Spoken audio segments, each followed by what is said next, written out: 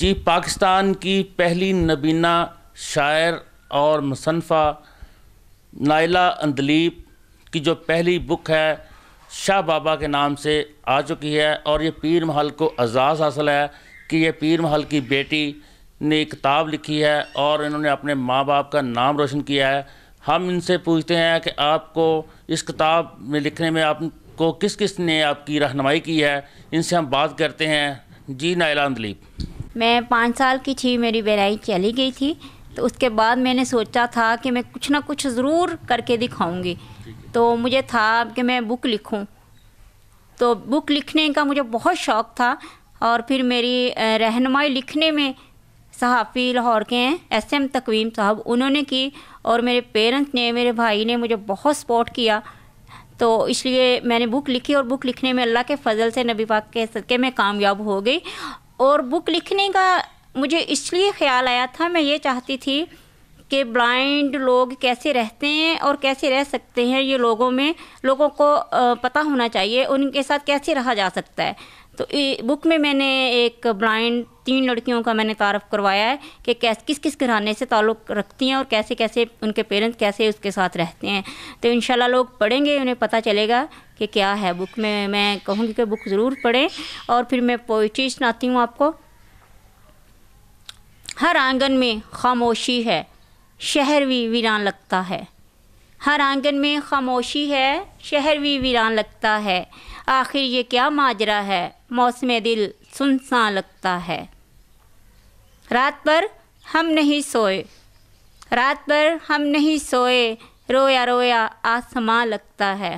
ٹوٹا تو فقط اپنا دل تھا، ٹوٹا تو فقط اپنا دل تھا، ہر آنکھ میں طوفان لگتا ہے۔ آخری شعر ہے، ظلم کو نہیں کوئی روک سکا، ظلم کو نہیں کوئی روک سکا، یہاں تو ہر شخص بے زبان لگتا ہے۔ جیسے کہ آپ نائلہ اندلیب کی نظم بھی سن رہے تھے، اس کے علاوہ ہم ان کی جو بک ہے اس کے اندر انہوں نے بہت سارے واقعات کا بھی ذکر کیا ہے۔ ہم ان واقعات کے بارے میں بھی پوچھیں گے، اور انہوں نے اس کتاب جو شاعری کی ہے اس کے اندر انہوں نے اپنی تحریریں بھی لکھی ہیں، وہ تحریروں کے بارے میں ان سے پوچھتے ہیں۔ جی، اس میں نے اپنی حالات و واقعات لکھے ہیں جو میرے ساتھ ہوا تھا۔ میں کیسے آئی، جب میری نظر چلی گئی تھی، جب میں وہاں سے کراچی سے واپس آئی تو کیا کیا ہوا تھا، یہ لوگ پڑھیں گے تو بہت مطلب انہیں پتہ چلے گا کہ کیا کیا انسان جو نظر چل جاتی تو کن کن حالات سے گزرتا ہے۔ ایک چھوٹا بچہ ہو تو پھر کیسے مطلب ہوتا ہے۔ تو پھر اسی حوالے سے میں نے ایک نظم بھی لکھی ہے چھوٹی سی۔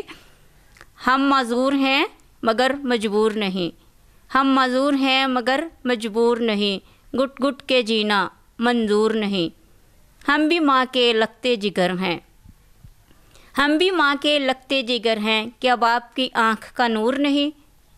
معذور کو کچھ نہ سمجھنے والو، معذور کو کچھ نہ سمجھنے والو، بس تمہیں کچھ شعور نہیں۔ ہم بھی اس ملک کے شہری ہیں، ہم بھی اس ملک کے شہری ہیں، ڈر ڈر کے رہنا قبول نہیں۔ جی، اس وقت ہم نائلہ اندلیب کے پاس موجود ہیں، ان سے بات کر رہے ہیں ان کی شعر و شاعری کے حوالے سے۔ ان کے ساتھ ان کے والد شیخ محمد اکرم صاحب جو ایک سیاسی شخصیت ہیں وہ بھی موجود ہیں۔ ہم ان سے پوچھتے ہیں کہ ان کی بیٹی کی بینائی چلی گئی تھی تو انہوں نے اس کے بعد انہوں کی کیسے مدد کی۔ سب سے پہلے تو میں دنیا نیوز کا بڑا شکریہ ادا کرتا ہوں کہ انہوں نے ہمیں یہ موقع دیا۔ میری بیٹی کی 5 سال کی عمر تھی جب اس کی بینائی چلے گی۔ ہم نے اپنے ممالک پاکستان میں، غیر ممالک میں ان کا بہت علاج کرایا، اور میں اس حد تک میں اس کو افغانستان میں بھی لے کے گیا۔ وہاں ایک بہت بڑے بزرگ تھے ان کے پاس، لیکن اللہ تعالیٰ کو جو منظور تھا وہ ہوا۔ اتنے علاج کے باوجود یہی اللہ کو منظور تھا، لیکن میرے لیے آج میں محسوس کر رہا ہوں کہ یہ میرے لیے، بلکہ پورے پاکستان کے لیے، پورے پیر محل کے لیے، یہ میری بیٹی نے میرا سر فخر سے بلند کر دیا ہے۔ اور میں معذور بچوں کے والدین سے گزارش کروں گا، خدا را اپنے ایسے بچوں پر خصوصی توجہ دے۔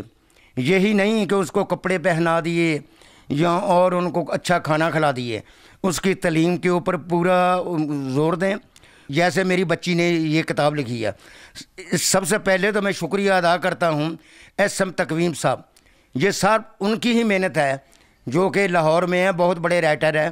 ان کی یہ بڑی محنت ہے، ان کی محنتوں سے یہ میری بیٹی نے میرا یہ سر فخر سے بلند کر دیا، بلکہ ہمارے پورے پیر محل کا نام روشن کر دیا، بلکہ پورے پاکستان کا یہ پہلی رائٹر ہے نبینہ جنہوں نے یہ شاہ بابا کتاب لکھی ہے.